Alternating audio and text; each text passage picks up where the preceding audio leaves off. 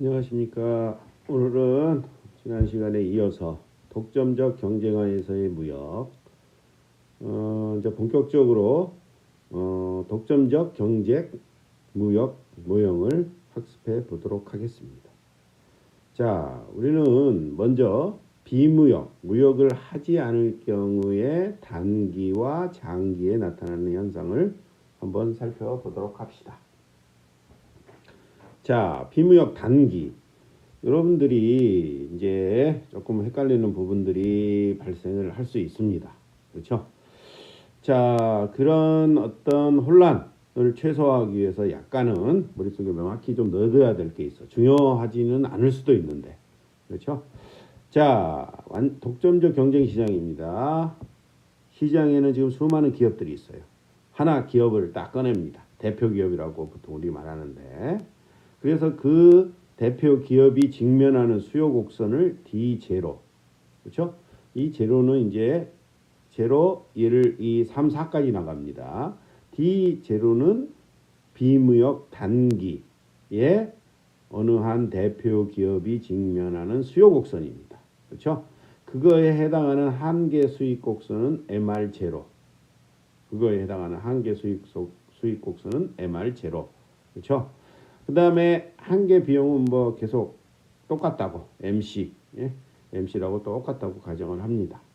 그러면 우리 이미 지난 시간에 학습했듯이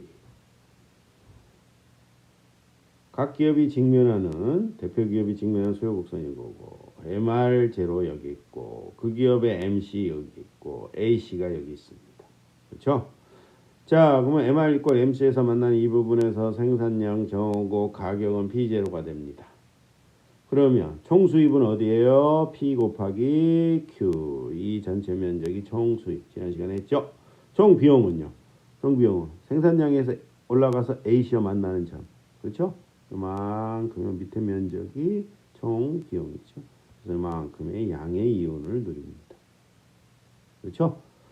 자, AC 곡선이 이렇게 했는데 위로 올라가고 내려가고 제일 또 중요한 것 중 하나가 이렇게 됐을 때는 제로 이윤이죠. 그렇죠? 요 형태 머릿속에 확실히 넣어놔야 된다. 이거 말씀드렸어요.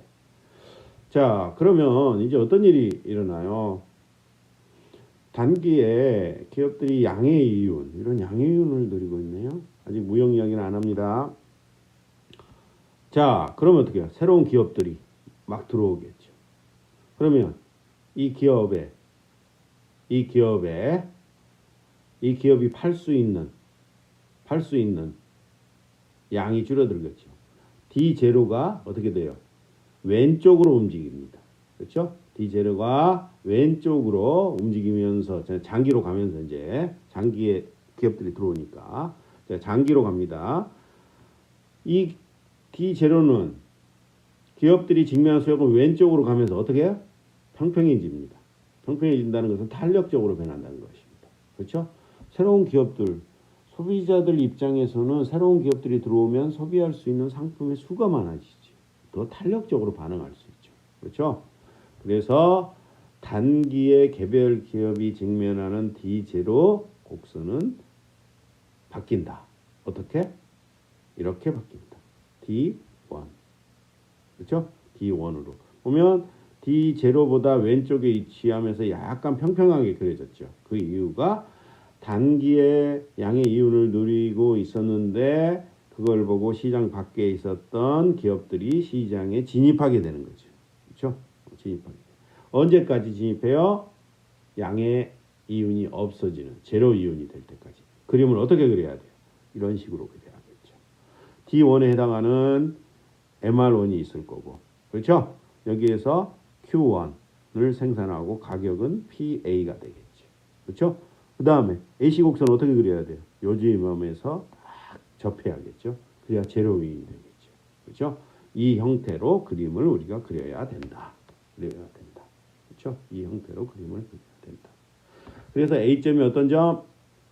비무역 장기 균형점입니다. 비무역 장기 균형점. 아까 마치 비무역 단기 균형점은 이 점이고 비무역 장기 균형점. 우리는 이 비무역 장기 균형점을 머릿속에 넣어놓고 이따가 다시 돌아옵니다. 왜요? 이제 무역 이후 장기 균형점하고 비교를 해야겠죠. 그렇죠? 비교를 해야겠죠. 자, 비무역 단기 균형점, 비무역 장기 균형점, 무역 전 단기 균형점, 무역 전 장기 균형점. 그렇죠? 이렇게 말할 수 있겠죠. 그렇죠? 자, 그러면 이제 넘어갑시다. 자, 됐습니다. 이제 무역을 하지 않았을 경우를 살펴봤는데 무역을 할 경우를 한번 살펴보도록 하겠습니다. 여기 뭐 써졌는데 제가 이미 했던 이야기입니다. 그렇죠? 비무역 균형점 장기 다양성에 대한 수요 D1은 수요로 D1은 D0보다 작아지게 된다. 그렇죠? 자, 이제 자유무역 이야기를 하겠습니다. 자유무역 하에서 균형점. 자, 자유무역을 논하기 이전에 우리가 가정이 필요합니다. 우선 자국과 외국 모든 면에서 동일하다고 합니다. 그 말은 뭐 어떤 면? 구체적으로 말하면 소비자 수, 그다음에 요소 분양, 기술, 비용 구조 다 동일하다고 합니다. 그러면 왜 무역을 해요? 무역을 하는 이유는 지난 시간에도 잠깐 말했는데 규모, 수익, 체증. 그렇죠? 아니 다른 나라로 진출하면 A씨를 더 하락하고 그래서 기업의 입장에서는 어떻게 해요? 이윤이 증가할 수 있죠. 가격을 낮출 수 있고. 그렇죠? 그래서 독점적 경쟁하에서는 모든 면에서 동일한 국가들 사이에서도 이 규모 수익 체증으로 국제무역이 발생할 수 있다는 것을 설명하고 있습니다. 자, 자유무역 단기부터 봐야겠죠. 자유무역 했을 때 자유무역을 했어요. 딱 단기에 나타나는 현상, 장기에 나타나는 현상을 살펴보아야겠죠.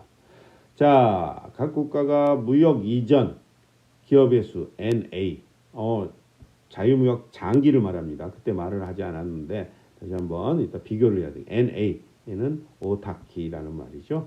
그렇죠? 기업 수가 N. 그 말은 무슨 말이야? 소비자들이 소비할 수 있는 상품의 수도 NA개라는 거죠. 그렇죠? 자국과 외국 간의 자유무역이 이루어질 경우 그렇죠? 어떻게 해요? 자국과 외국은 지금 동일합니다. 자국도 기업수 NA개, 외국도 NA개, 총합 2NA개. 자유무역을 딱 했을 때 단기에는 어떻게 해요? 소비자들의 소비할 수 있는 상품의 수가 2NA개가 됩니다. 엄청 많아져 버리네요. 어떻게 되겠어요? 개별 기업이 직면하는 수요 곡선은 더 평평하게 되겠죠. 그렇죠? 더 평평하게 되겠죠. 자, 그래서 소비자들이 소비할 수 있는 상품의 수는 2NA개가 된다. 그런데 각 기업이 직면하는 수요 곡선 한번 생각해 볼까요? 아직 아까 이야기를 하는데 이제 상상할 수 있는 직면하는 수요 곡선 한번 생각해 봅시다. 만약에 모든 기업이 똑같이 나눠 가진다면 어떻게 되겠어요? 2D. 왜요? 자국의 수요 곡선, 전체 시장 수요 곡선 D, 외국 D, 2D가 되고 자국 기업 수 NA개, 외국 NA개, 2NA개. 만약에 똑같이 시장을 나눠 갖는다. 그런 일은 별로 없겠지만 그럴 가능성도 뭐 0.01%는 있겠죠. 0.1 제가 단정할 수는 없지만 NA분의 T. 그렇죠? 모든 기업들이 다 똑같이 가졌습니다. 그렇죠? 이렇게 되겠죠. 물론 자유무역 했을 때도 어떤 기업은 많이 가지고 어떤 기업은 적게 가지겠죠. 그렇죠? 자, 자유무역 단기. 조금 전에 앞에서도 말했듯이 기업 수가 2배. 그 말은 소비자들이 접근할 수 있는, 소비할 수 있는 상품의 수가 2배로 늘어나는 거죠. 그렇죠? 그 다음에 소비자들 입장에서는 소비할 수 있는 상품이 갑자기 2배가 됐어요. 그렇죠? 갑자기 자기 나라 상품만 소비하다가 외국과 자유무역을 하게 돼버렸어. 외국에서 물밀듯이 새로운 상품들이 들어오겠죠. 개별 상품에 대한 소비자들의 수요는 더 탄력적으로 변한다. 그래서 자유무역 단기의 개별 기업들, 대표 기업이 직면하는 수요 곡선을 D2로 표현합니다. 아까 이전에 D0보다 D1이 더 탄력적이었고 왼쪽에 그려졌고 D2는 보다 더 탄력적입니다. 그렇죠? 더 평평하게 그려진다. 그렇죠? 자, 뭐 다른 뭐 시장 점유율은 모르겠어요. 그건 아직 우리가 어떻게 단정 지을 수가 없는 거예요. 자, D2 자유무역 단기의 개별 기업이 직면하는 수요 곡선입니다. 엄청 평평하게 그려졌네요. 그렇죠? 자, 그거에 해당되는 MR2가 있을 것이고 MC는 그대로. 그러면 어떻게 해요? 이 기업은 이 지점 Q2를 생산하고 P2를 가격을 설정을 합니다. 그렇죠? 이렇게 되면 어떻게 돼요? 자, 자유무역 딱 했어요. 그래서 개별 기업이 직면한 수요에서 엄청 탄력적이었네요. 그거에 따라 이윤 극대화 조건에 따라 Q2, P2를 설정을 했어요. 그러면 Q2를 생산할 때 올라가 볼까요? AC 여기네요. 와, 이만큼이 비용이네요. 그러면 위에 이만큼이 양의 이윤. 양의 이윤이 발생합니다. 양의 이윤. 야, 그 다음에 이 기업은 이런 생각을 하죠. 자기 수요 곡선이 엄청 탄력적이에요. 그 다음에 양의 이윤을 누리고 있습니다. 야, 소비자들이 엄청 탄력적이네. 내가 그러면 가격 조금만 내려볼까? 소비자들이 어마어마하게 나한테 밀려오겠지. 나의 양의 이윤이 엄청 커지겠지. 이런 생각을 합니다.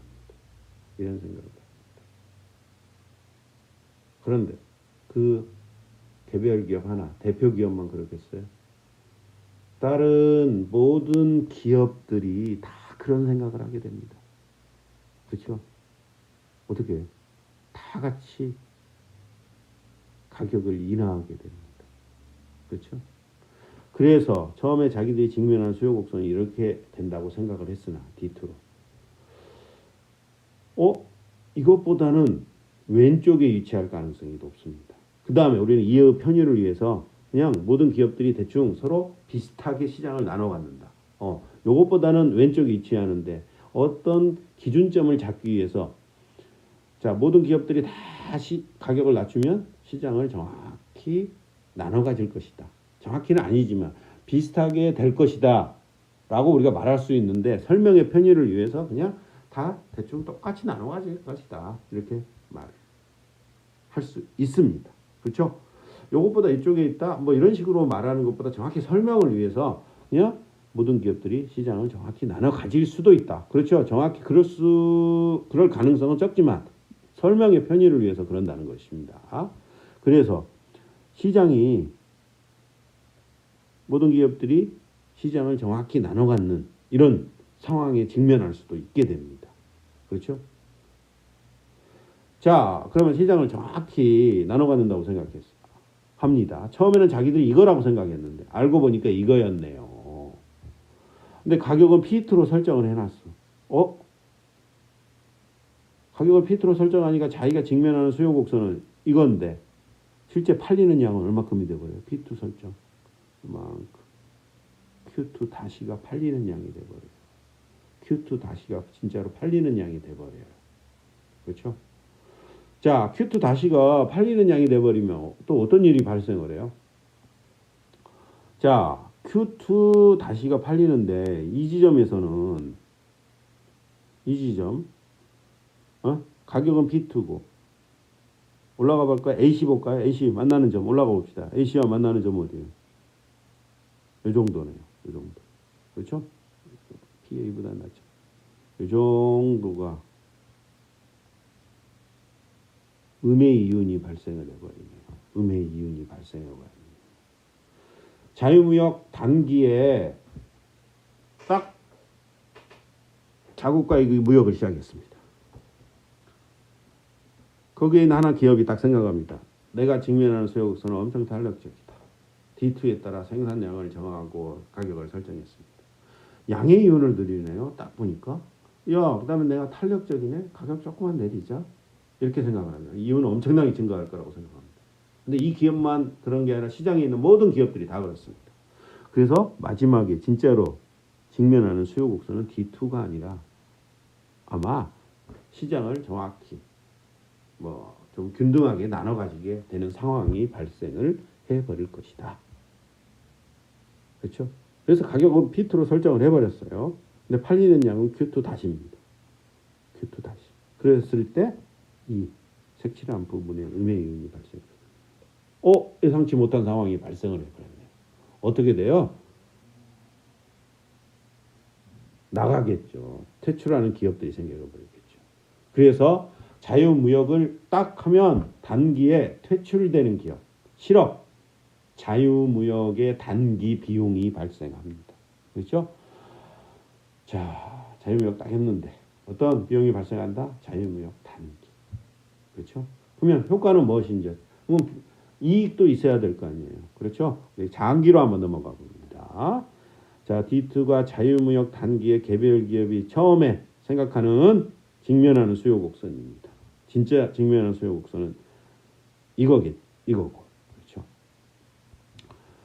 자, 제가 방금 했던 이야기입니다. 읽어보시면 되고 그림을 통해서 제가 설명한 게 완벽히 이해됐다. 그러면 굳이 읽어볼 필요는 없고 뭐 제대로 이해했나? 한번 심심할 때 한번 읽어보십시오. 자, 그 다음에 자유무역 단기에 딱 했는데 아까 같이 음해이윤이 발생하는 기업들이 발생한다. 기업의 퇴출이 일어나겠죠. 그렇죠? 기업 수가 감소하겠죠. 그렇죠? 기업 수가. 그래서 우리는 뭐라고 말해? 자유무역 단기에 기업 수를 NT라고 합니다. NA는 뭐예요? 자유무역 하기 이전에. 그렇죠? 자유무역 하기 이전에 외국과 자국 각각 NA가 있었는데 자유무역 단기에 기업의 퇴출이 일어납니다. 자국과 외국 똑같아요. 자국도 기업수 NT개, 외국도 NT개. 그렇죠? 중요한 사실입니다. 이거. 자, 그런데 기업이 아까 자유무역 단기에 기업의 퇴출이 일어난다고 했어요. 그렇죠? 언제까지 퇴출이 일어나요? 제로이윤이 될 때까지. 그렇죠? 그래서 D3는 자유무역 장기에 기업이 직면하는 수요 곡선입니다. MR3가 있을 거고 MC와 만나는 점에서 생산량 Q3를 정하고 가격을 이렇게 정하겠죠. 그렇죠? 그다음 AC 곡선은 어떻게 그려야 돼? 이 지점에서 딱 접하게 그려야겠죠. 그렇죠? 그래야 제로인이 되니까. 이 그림이 자유무역 장기 균형을 나타내는 그림입니다. 그렇죠? 자, 자유무역 이전, 그렇죠? 무역 전 장기 균형점을 아까 머릿속에 좀 넣어놔야 된다는 말이었는데 이 점이겠죠? A점. 자유무역 장기에 나타나는 특징, 어떤 특징이 있어요? 자유무역 장기에 나타나는 특징, 무역 이전 균형에 비해서 가격이 낮아집니다. 자유무역을 하면 가격 인하, 그렇죠? 가격이 떨어집니다. 그 다음에 생산량 늘어나겠죠. 그렇죠? 그 다음에 A씨가 하락하니까, 그렇죠? 규모 수익 체증, 그렇죠? 그래서 뭐 가격도 인하할 수 있는 거죠. 그렇죠? 그래서 이 부분은 서로 연결되어 있다고 생각하시면 됩니다. 그렇죠? 자유무역 장기 균형점을 나타내는 그림이다. 그렇죠? 자, 방금 또 이야기를 했는데 또 한번 읽어보시면 되고 중요한 게 여기 있네요. 그렇죠? 자, 자유무역 장기의 기업수 ENT겠죠. 무역 이전 비무역 장기의 기업수 NA개입니다. 그렇죠? NA개. 자, 자유무역 장기에 소비할 수 있는 상품의 수 ENT개는 NA개보다 많습니다. 그렇죠? 자, 자유무역 이전 비무역 장기의 기업수 NA개입니다. 시장에. 그 말은 소비자들이 소비할 수 있는 상품 NA개. 그 다음에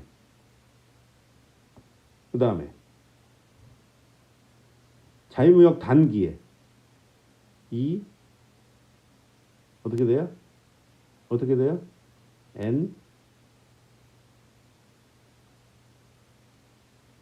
NA개.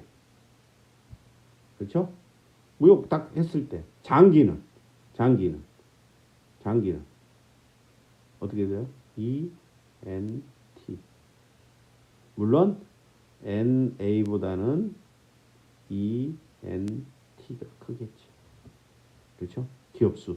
근데 기업수 이꼴 소비자들이 소비할 수 있는 상품의 수라고 했어요. 소비할 수 있는 상품의 수가 가장 많을 때는 어떻게 어느 때예요? 자유무역 단기. 딱 자유무역을 했을 때. 그렇죠? 근데 자유무역을 딱 하면 퇴출되는 기업이 일어나죠. 그렇죠? 다양성이 조금 줄어들어요. 소비할 수 있는 상품의 수가 줄어들지만 언제보다는 많아? 무역을 안 할 경우보다는 소비할 수 있는 상품의 수가 많습니다. 그렇죠? 자, 이게 독점적 경쟁 모형에서 말하는 또 다른 무역 이익입니다. 아까 조금 전에 제가 자유무역 이전 비무역 장기 균형점과 자유무역 장기 균형점을 비교를 했어요. 그렇죠? 우선 가격 하락. 거기 가격이 하락했어요. 그 이유가 생산량이 증가함에 따라 평균 비용이 감소함에 따라 감소하게 되고, 즉 규모 수익 체증 때문에 그런다고 그랬어요. 생산량 늘어나고 가격 하락하고. 그렇죠? 그게 독점적 경쟁 모형에서 말하는 무역이 첫 번째 가격 하락. 그렇죠? 그건 생산량 증가 같은 뜻이라고 그랬어요. 여기서는 평균 비용 감소. 그렇죠? 감소로 인한 가격 하락입니다. 그런데 다른 무역 모형들에서도 그렇죠? 가격 하락 효과가 나타납니다. 그런데 독점적 경쟁 모형에서만 설명하는 자유무역의 어떤 이익, 또 다른 이익은 뭐예요? 다양성 증가입니다. 다양성 증가. 그렇죠? 소비할 수 있는 상품의 수가 많아진다. 그렇죠? 무역을 안 할 경우보다는, 그렇죠? 무역을 안 할 경우보다는 소비할 수 있는 상품의 수가 많아진다. 그렇죠? 자, 가장 많을 때는 아까 다시 한번 말하지만 자유무역 단기입니다. 그렇죠? 근데 퇴출이 일어나고 그럼 비용이 증가합니다. 그러면 자유무역 장기의 이익은 뭐다? 가격 하락, 다양성 증가. 교수님, 자유무역을 했는데 가격 하락, 그래 무역을 했는데 갑자기 FTA하고 뭐 값싼 제품들이 쏟아져 들어옵니다. 낮은 가격에 우리가 상품을 소비할 수 있다. 뭐 생활 비용이 하락하고 후생이 향상된다. 명확히 알 수 있습니다. 그렇죠? 그런데 다양성, 새로운 상품이 들어온다고 우리의 효용이 증가합니까? 얼마나 증가합니까? 얼마나 행복해요. 새로운 상품, 싼 제품, 좋은 제품, 물밀듯이 들어왔을 때도 똑같은 비용을 우리가 지불한다고 해도 사람에 따라 어떨 때는 싼 거, 어떤 거 비싼 거, 그 다양성, 가짓수가 많아짐에 따라 우리는 엄청난 혜택을 얻게 됩니다. 뭐 금전적인 비용이 똑같다고 가정했을 때도 그렇죠? 제가 이 말을 하지만 이건 수학적으로 명확하게 우리 증명을 할 수 있습니다. 조금 이제 우리가 학부 수준에서는 그걸 하기 어렵기 때문에 이렇게 말로만 설명을 하는데, 그렇죠? 자, 다양성이 증가함에 따라 제가 수업 시간마다 이야기하는 예가 있습니다. 한칠레 FTA 때문에 어떤 일이 발생했어요? 칠레에서 물밀듯이 싼 와인들, 우리 소비자들 예전에 우리 와인 안 먹었어요. 저 대학교 다닐 때는.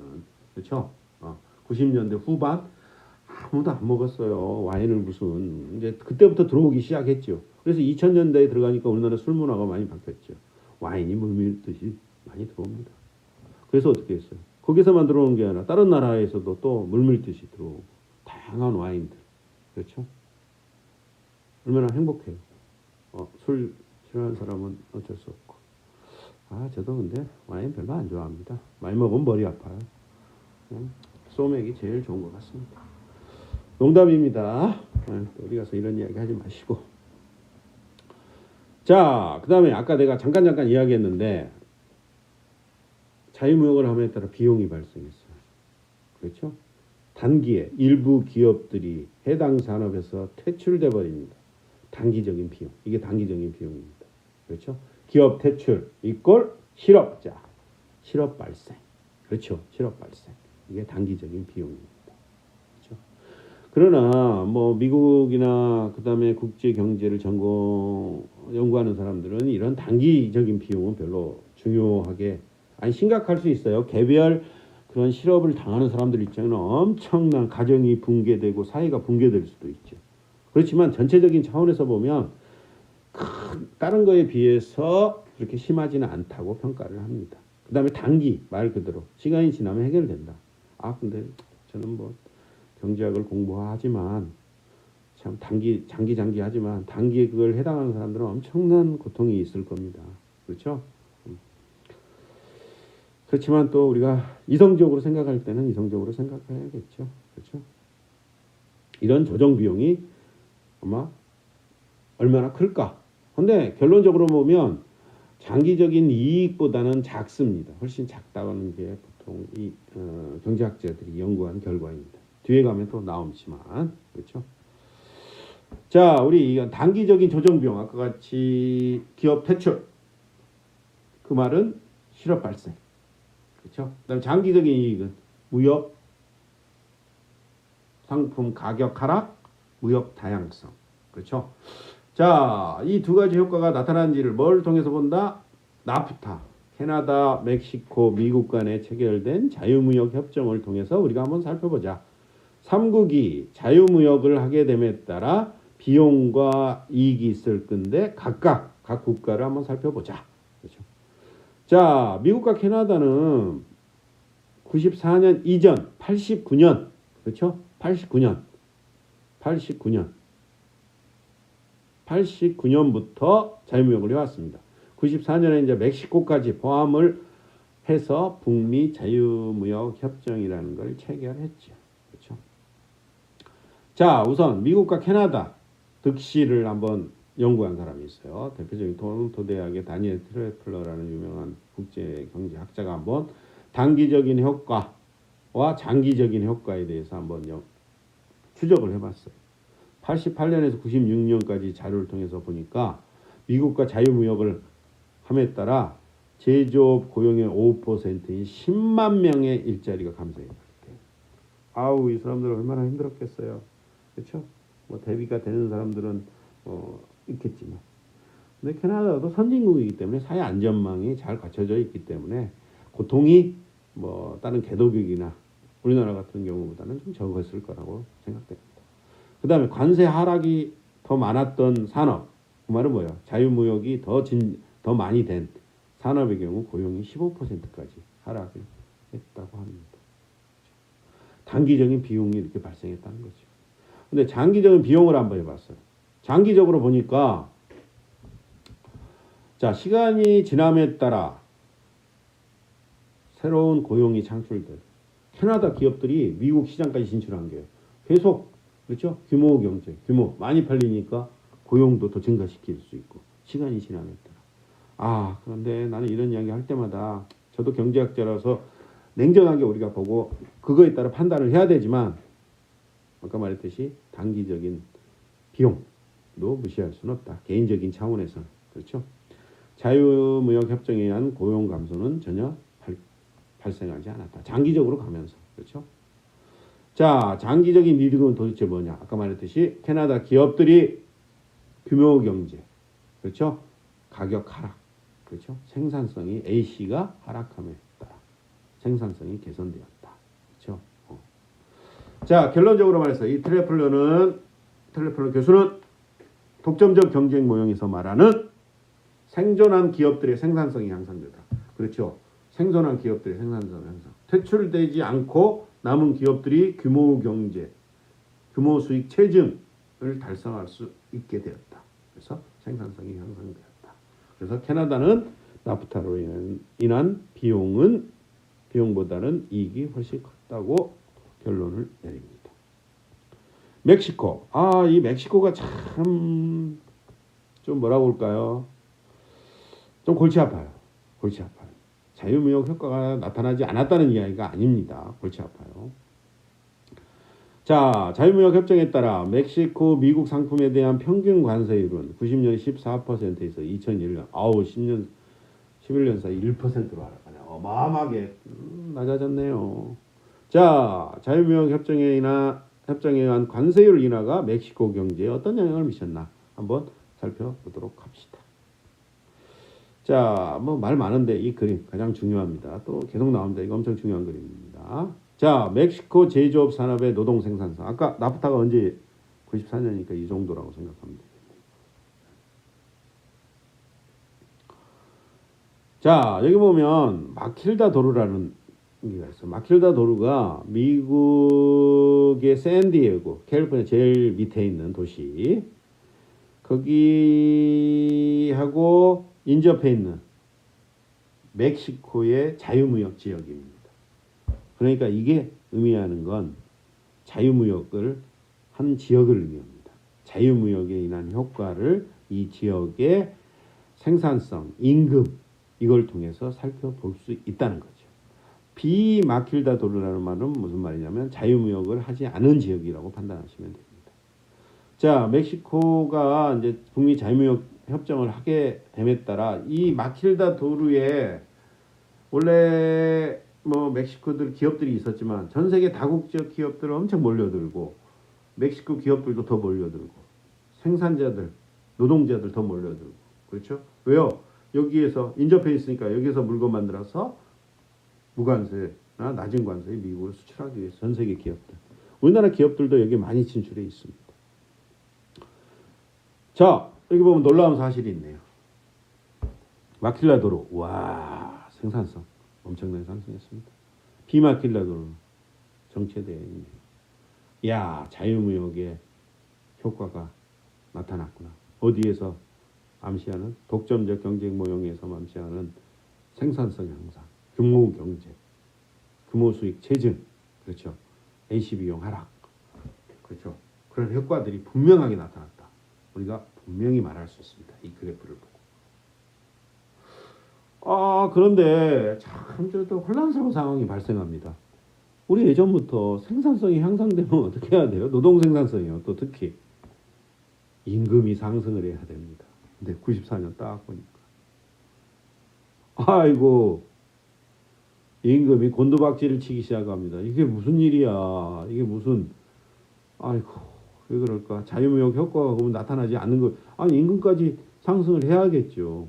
그다음에 처음에는 모든 부분이 다 하락했고 마지막에는 또 이 부분은 또 훨씬 많이 예전보다 많이 상승을 했네요.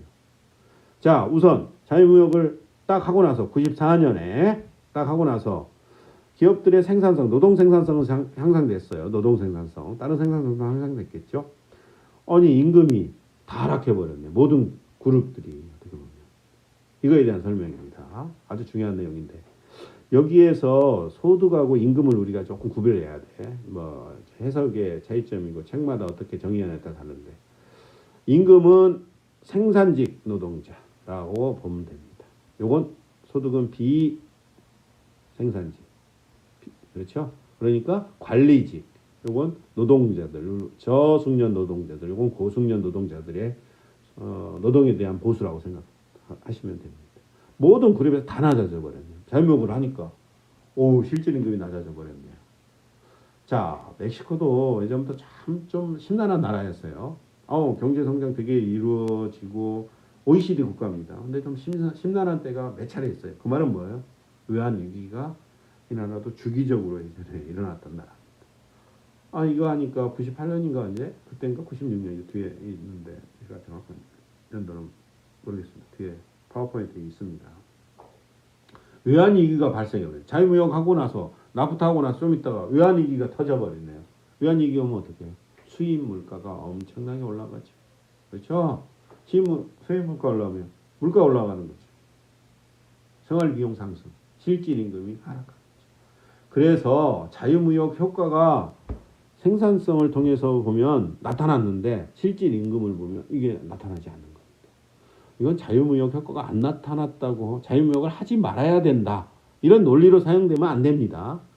이제 우리나라도 예전에도 그렇고 자유무역에 대한 논쟁이 항상 불렸을 때 논쟁이 있었을 때 멕시코 사례를 갖다 사용합니다. 뭐 시민단체, 나 그분들 입장도 이해를 해요. 근데 우리는 경제학자들이니까 객관적으로 그렇죠. 자, 그분들의 입장에 대한 저희 생각도 좀 이따 제가 한번 말씀드릴게요. 다음에 그분들을 비난하는 건 절대 아닙니다. 충분히 이해합니다. 그러나 그걸 잘못 해석한 경우도 있었다. 그렇죠? 이러니까 자유무역 하지 말아야 된다. 그건 아니다는 거죠. 그렇죠? 이건 외환위기가 발생했기 때문에 생활비용, 수입물가가 상승해서 그런 거다. 그런데 시간이 지남에 따라 누구의 노동에 대한 보수는 증가했어요. 비생산직, 고숙련 노동자들. 야, 멕시코에 어떤 일이 일어나? 양극화가 심해졌다. 대표적인 항상 우리 이야기할 때 양극화가 일어납니다. 이건 자유무역으로 인하는 어쩔 수 없는 현상입니다. 그렇죠? 우리가 중간고사 이전에도 무역을 할 경우, 무역을 하면 어떻게 일이 발생을 해요? 전반적인 이익은 양으로 나타나지만 손해를 보는 그룹이 분명히 나타났다. 그렇죠? 누구는 엄청난 이익을 얻었어요? 비생산직, 관리직. 그렇죠? 숙련 노동자들은 무역으로 인한 혜택을 얻게 됐다. 그렇죠? 이 아주 중요한 특징. 멕시코의 경우. 근데 결국 시간이 지남에 따라 이 그룹들도 올라간 걸로 나타납니다. 그렇죠? 10년 사이는 그렇지 않았다. 재밌는 일이 많이 일어났다. 그렇죠? 자, 지금 제가 했던 이야기, 여기 책에 파워포인트에 많이 쓰여져 있습니다. 책에 보통 더 자세하게 써져 있는데 여러분들이 책을 잘 안 사서 제가 자세히 써줬는데 책에는 더 자세히 나와져 있습니다. 그렇죠? 아까 말했듯이 실질 임금이 하락했는데 이런 현상이 왜 나타나느냐? 외환위기 때문에 그러니까. 멕시코가 여러 차례 외환위기를 겪었다. 멕시코의 화폐를 페소화라고 합니다. 그렇죠? 페소화의 평가절하가 이루어지니까 페소화 가격이 상승해서 그렇죠? 수입 가격 상승, 수출 가격 하락. 그렇죠? 그래서 소비자 물가 지수가 상승했다. 그래서 실질 임금을 하락시켰다. 그렇죠? 그게 나타난 게 무역 자유화, 북미 자유무역 협정 그 자체 때문에 그런 건 아니다. 분명히 이야기를 해두겠습니다. 그 다음에 아까 말했듯이 누구의 소득은 또 빨리 증가했어요. 고숙련 노동자들. 그렇죠? 그래서 멕시코의 양극화가 엄청 심하게 됐다. 지금도 우리 항상 양극화 이야기할 때 멕시코 이야기를 많이 합니다. 그 다음에 다른 부분 한번 볼까요? 멕시코가 자유무역협정에 가입했을 때 가장 큰 또 어떤 걱정 중에 하나가 농업 분야였어요. 특히 옥수수. 미국 옥수수 농사 엄청나게 짓습니다. 멕시코도 짓겠죠. 그렇죠? 건조한 지역이고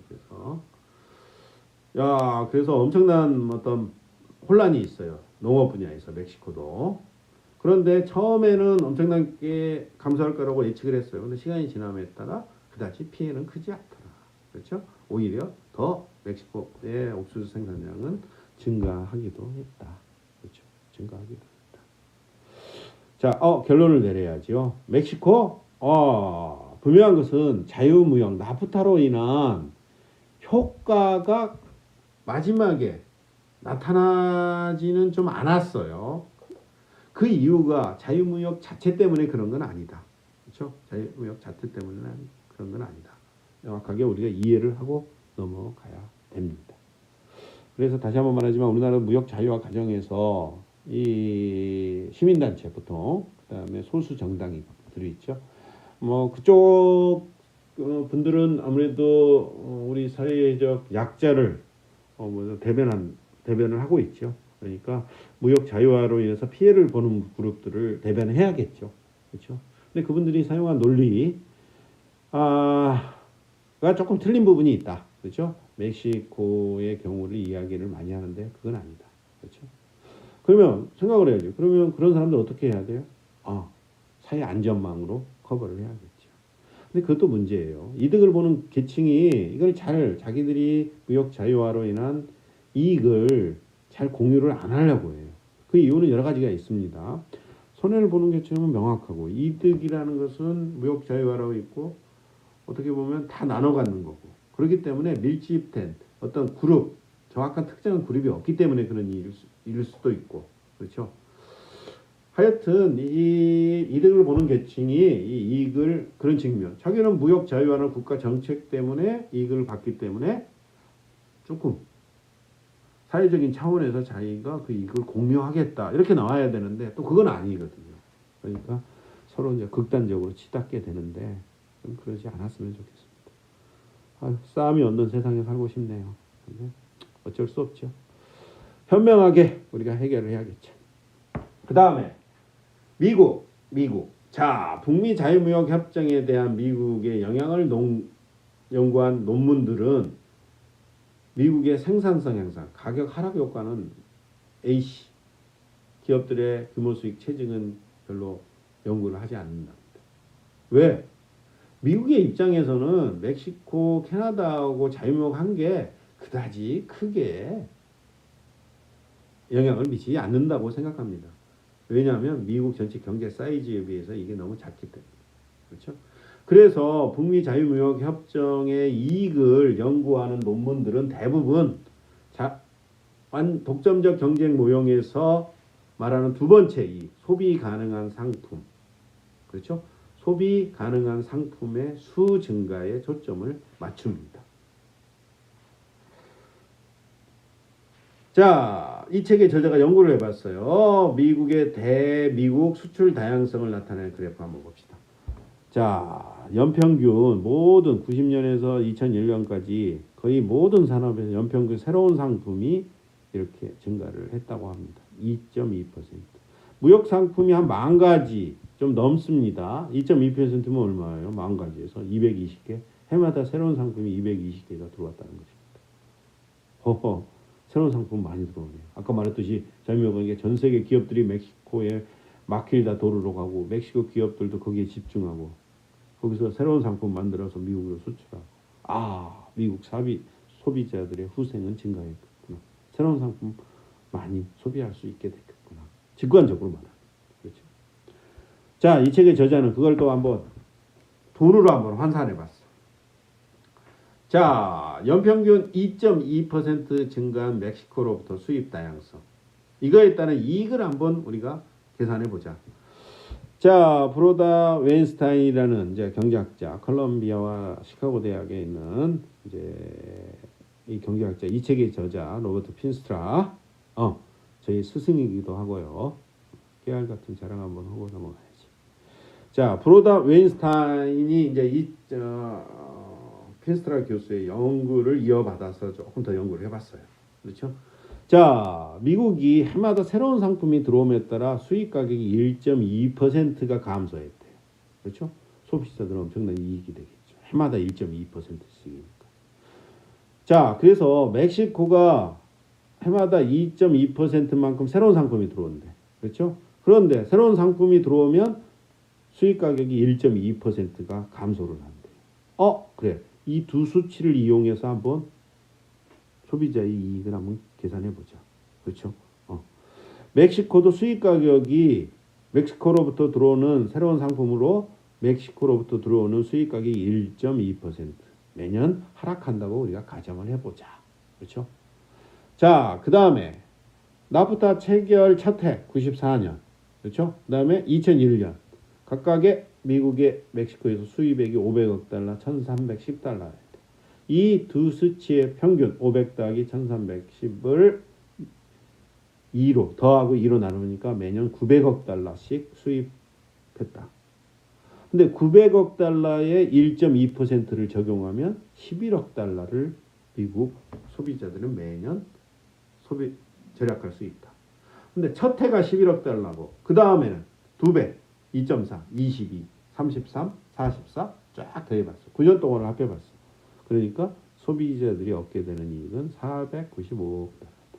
이걸 또 다시 그렇죠? 10년인가요? 10년이 아니구나. 9년으로 나눠보니까 연평균 55억 달러. 미국의 소비자들은 멕시코로부터 94년부터 2001년까지 매년 새로운 상품이 2.2%, 그렇죠? 한 200가지 정도가 매년마다 들어왔대요. 그렇죠? 그래서 55억 달러 정도를 세이브할 수 있었었다. 이게 무역으로 인한 미국의 이익. 그러면 미국의 자유무역으로 인한 비용 얼마인가? 뭘 따져봐야 된다? 아까 비용이 뭐라고 그랬어요? 기업 퇴출, 실업자 발생.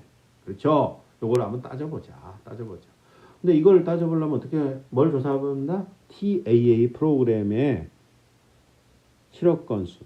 TAA 프로그램이 뭐예요? 중간고사 이전에 잠깐 말했는데 미국에서 무역 자유화로 인한 피해를 본 사람들을 지원해 주기 위해서 수십 년 전에 만든 제도다. 그렇죠? 이 TAA 프로그램에서 실직을 당한 노동자 수를 우리가 한번 조사해 보자. 그렇죠? 조사해 보자. 자, 북미 자유무역 협정하에서 조정 비용 한번. 자, 94년에서 2002년까지 약 52만 5천 명의 노동자가 TAA 프로그램에 지원을 받았대요. 매년 5만 8천 명. 그렇죠? 매년 5만 8천 명이 실직했다. 평균. 이렇게 말할 수 있겠죠.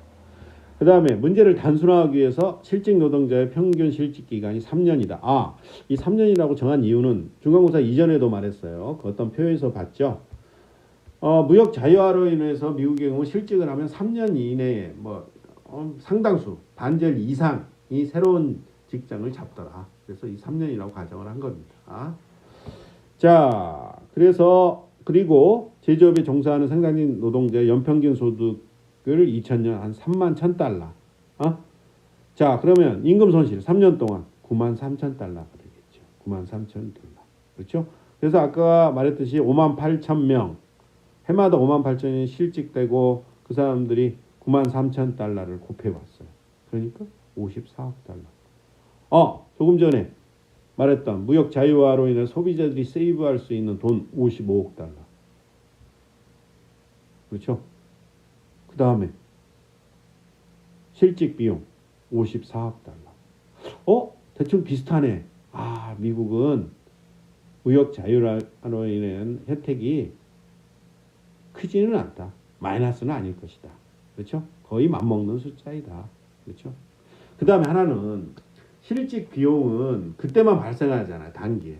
근데 무역 자유라는 소비자들이 얻는 이 이익은 아마 2001년 이후에 계속 발생을 했을 것이다. 그렇죠? 그래서 이 책은 그런 말을 합니다. 아마 시간이 지남에 따라 이 장기적인 이익이 단기적인 비용보다 더 커졌을 거다. 94년에서 2001년까지 봤을 때는 두 개의 숫자가 거의 비슷해서 무역 자유화로 인한 효과가 없을 수도 있는데 미국도 시간이 지남에 따라 이 장기적인 이익이 훨씬 더 커졌을 거다. 이런 이야기를 하고 있습니다. 그렇죠?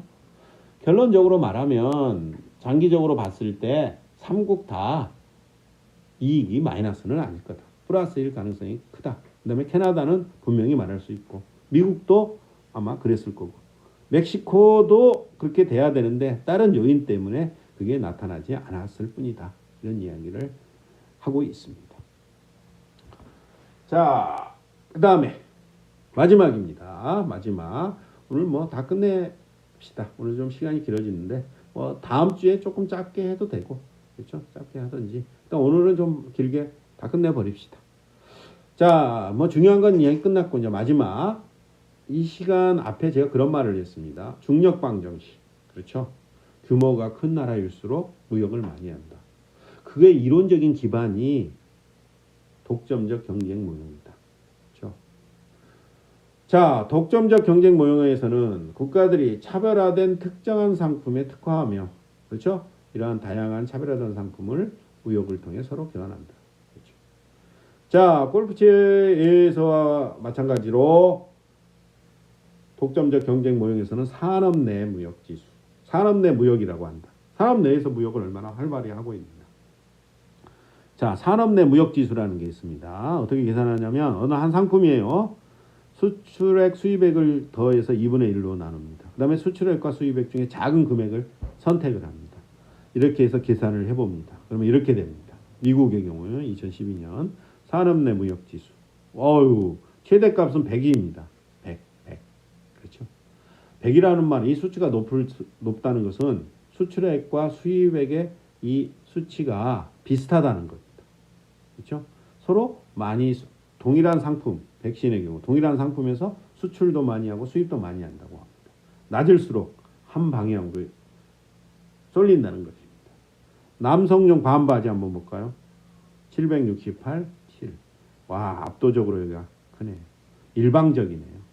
근데 이 산업 내 무역 지수만 봐서 수입이 많은지 수출이 많은지는 모릅니다. 요 구체적인 수치를 봐야지 우리가 알 수 있죠. 이 산업 내 무역 지수는 얼마나 수출과 수입을 동시에 활발히 하고 있는가를 나타내는 수치입니다. 최소값은 0, 최대값은 100이겠죠. 그렇죠? 이게 산업 내 무역 지수입니다. 자, 중력 방정식 마지막으로. 자, 산업 내 무역 지수는 어느 한 상품의 산업 내 무역의 정도를 측정하지만 무역 전체 규모에 대해서는 아무런 정보를 제공하지 않습니다. 무역 규모를 설명하기 위해서는 중력 방정식이 필요하다. 그렇죠? 이 노벨 경제학 수상자인 잔 팀벌젠이 이걸 제시했습니다. 근데 기가 막히게 잘 맞아요. 요즘에도 광범위하게 사용되고 있습니다. 그렇죠? 자, 그게 뭐였어요? 뉴턴이 사과가 떨어지면서 발견했다는, 별로 저는 믿지는 않지만 그랬을 수도 있고 내가 의심이 많아서. 자, 두 천체가 잡아당기는 힘은 두 천체의 질량에 비례하고 거리에 반비례한다. 그렇죠? 두 국가의 무역은 각 국가의 GDP에 비례하고 거리에 반비례한다. 기가 막히게 잘 맞습니다. 기가 막히게 잘 맞습니다. 그래서 예전부터 지금까지 광범위하게 이제 사용되어 왔습니다. 근데 이런 이제 중력 무역도 옛날이 아니라 지금은 많이 또 개선되고 발전되고 확장되었습니다.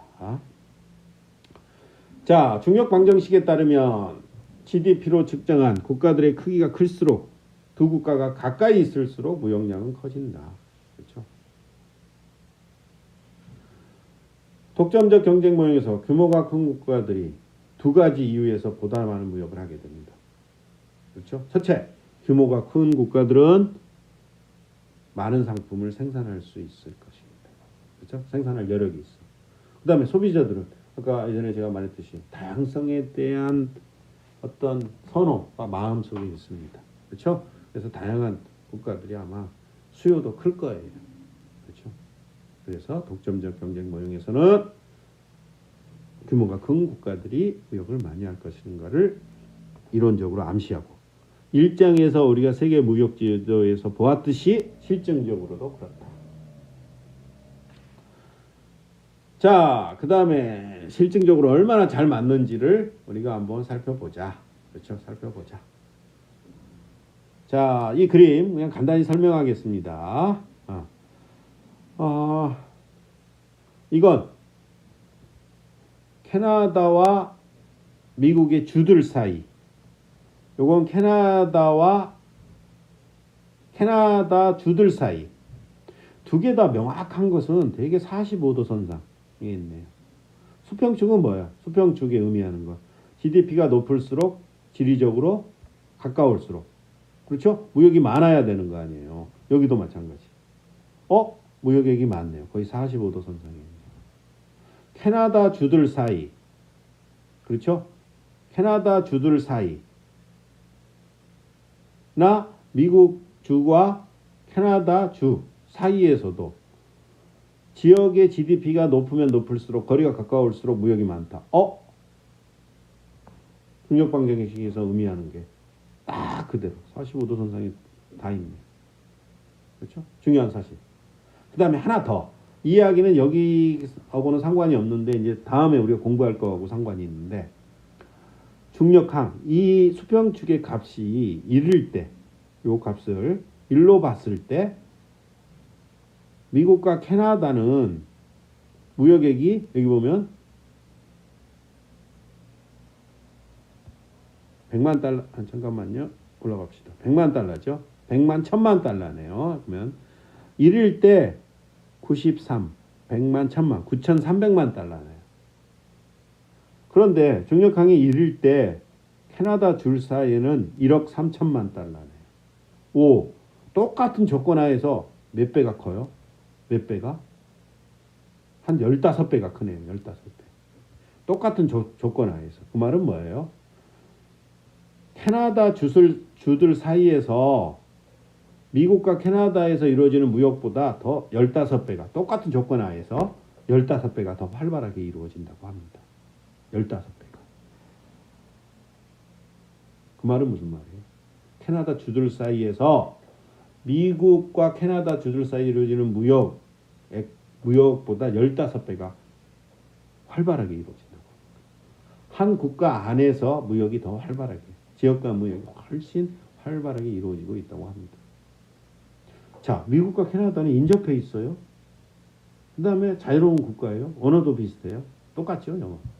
비슷한가요? 똑같다고 말해도 되지. 그럼에도 불구하고 미국과 캐나다도 활발하게 이루어지지만 캐나다 조율 사이 더 활발하게 이루어지는 그 이유가 뭘까? 그 이유가 뭘까? 그 이유가 뭘까? 이거 아까 이야기한 거입니다. 나는 15배라고 했는데 14배는 정확히. 네? 평균적으로 캐나다 내에서 무역이 국경을 통과하는 무역보다 14배 더 많다. 14배 더 많다. 그렇죠? 그 말은 국경 효과라는 게 있죠. 아무리 미국과 캐나다가 인접해 있고 언어도 비슷하고 뭐 비슷한 어떤 문화를 가지고 있음에도 불구하고 이 국경 효과를 무시 못하더라. 그렇죠? 국경 효과 어떤 거? 관세, 쿼터, 행정적 규제, 지리적 요인, 언어. 뭐 여기서는 언어는 문제가 안 되지만 다른 나라들은 언어적인 문제. 그렇죠? 자, 이런 국경 효과가 있다. 그래서 중력 방정식 앞에 보면 B라고 표현되어 있습니다. 이런 모든 것을 이 B가 영향을 미칠 것이다. 이렇게 추정을 합니다.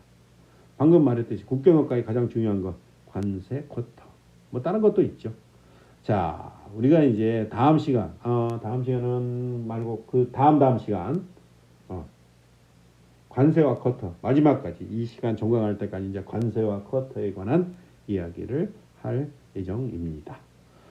자, 결론은 여러분들이 한번 읽어보시고, 그렇죠? 한번 읽어보십시오.